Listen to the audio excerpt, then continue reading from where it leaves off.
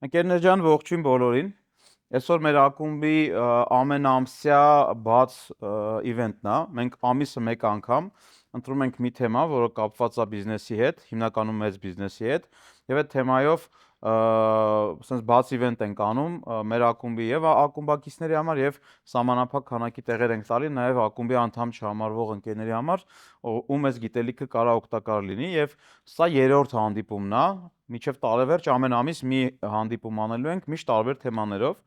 եւ այսօր ընտրել ենք բանակցությունների թեման, որովհետեւ բանակցությունները, երբ որ մենք նայում ենք Հայաստանում ամեն ամիս կամ տարի տեղի ունեցող գործարքների ընդհանուր քանակին, մի քանի միլիարդ դոլարի գործարքներ են լինում Հայաստանում տարբեր ոլորտներում եւ եթե նայում ես բանակցողի աչքերով, ապա տեսնում ես, որ առնվազն այդ բոլոր գործարքների մոտ 20%-ը մնում է սեղանին։ Ինչ ասել է մնում է սեղանին եւ ինչպես անել, որ այդ օգուտը չմնա սեղանին, մենք հիմա փակագծերը կբացենք եւ մինչեւ սկսել է արդեն կոնտենտը, ես կուզենայի ներկայացնել իմ հյուրին, հետո ներկայացնել ինձ ու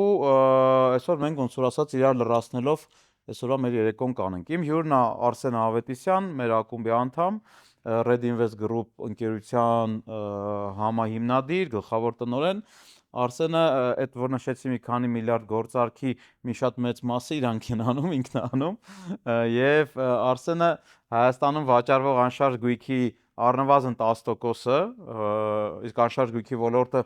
ամբողջ տնտեսության մեջ բավական մեծ տեսակարգշիռ ունի, անում է Արսենը իր ընկերության հետ եւ ընկերությունը հիմնադրել է Արսենը 10 տարի առաջ եւ 10 տարում հասցրել է եւ այս մասշտաբների, որ ընկերությունը անում է ամիսը մոտավորապես 15 միլիոն դոլարի վաճառք, ամիս, այսինքն տարին, պատկերացրեք, անգամ 12 եւ բացի դրանից ես որպես Արսենի ընկեր միշտ ստանում եմ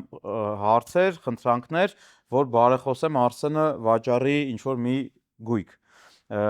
Սա նշանակում է, որ Արսենը խիստ ֆիլտրացնում է բոլոր այն առաջարկները, որոնք իրան արվում անշարժ գույքի շուկայից։ Այսօր եթե բոլոր առաջարկներն ասել Արսենը այո, այսօր իրանց պորտֆելը կես միլիարդ դոլար է, այսինքն կես միլիարդ դոլարի գույք են վաճառում, իսկ թվում է կլիներ դա 1 միլիարդ դոլար։ Բայց Արսենը որպես հմուտ բանակցող շատ հստակ ֆիլտրում է բոլոր այդ առաջարկները, գայթակղություններին չի տրվում, խոստումներին մեծ փող աշխատելու չի, ոնց որ ասած նետվում եւ աշխատում է իրա, ոնց որ ասած, այն ինչ իրանն է, եւ ստեղ էլի ինքը շատ պրոֆեսիոնալ բանակցող է։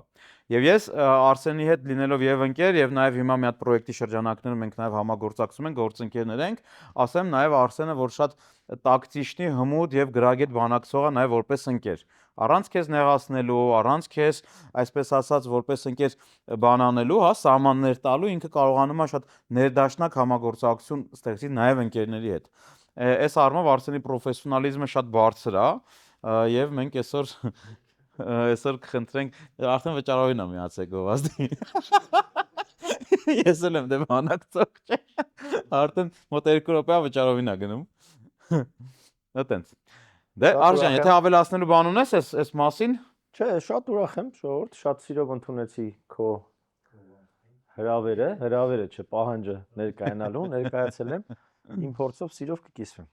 Ընտիր ընկերս։ Եվ գամ ինձ, ես Գրիգոր Նամարաքելյան, Կլուբ Կապիտալ ակումբի հիմնադիրը, նախագահն, եւ ես էլ ամիսը գոնե 2-3 անգամ նստում եմ մի սեղանի, որտեղ խոշոր գործարաններ ինչ որ հարցի շուրջ են բանակցում, մեր ակումբի 2 անդամ կամ ինչ որ մի գործարարով մեր ակումբից չի եւ ի միջոցով կապի է դուրս եկել մեր ակումբի մի գործարարի հետ, ով խոշոր բիզնեսի ներկայացուցիչ է, եւ այդ սեղանի շուրջ բանակցվում է ինչ որ մի գործարք, ինչ որ մի պրոյեկտ, եւ գոնե ամիսը 2-ից 3 նման բանակցության ներկա եմ լինում։ Ներկա եմ եղել, մասնակցել եմ անձամբ ստրուկտուրա եմ գծել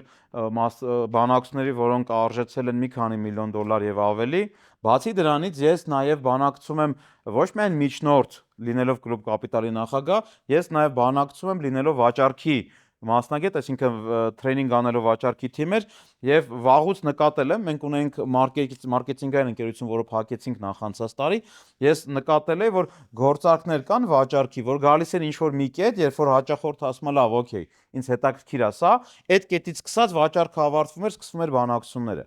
Այսինքն մեկ է, եթե մենք ուզում ենք առանձնացնենք վաճառքի բանակցություններից, դա անհնար է։ B2B վաճառքներում, երբ որ դու գալիս ես հաճախորդը քեզ ասում է լավ, օքեյ, համաձայն եմ, 2 ամիս համագործակցում ենք, 1 տարի համագործակցում ենք, այդ կետից սկսում էր բանակցությունները։ Եվ բանակցությունները միշտ համաձայնության պահից սկսած կարար առնվազն 30-40% շեղում տար բազային պայմանների, որի շուրջ վաճառողը, սելզը պայմանավորվածություններ կնքում դիմացի կողմի հետ։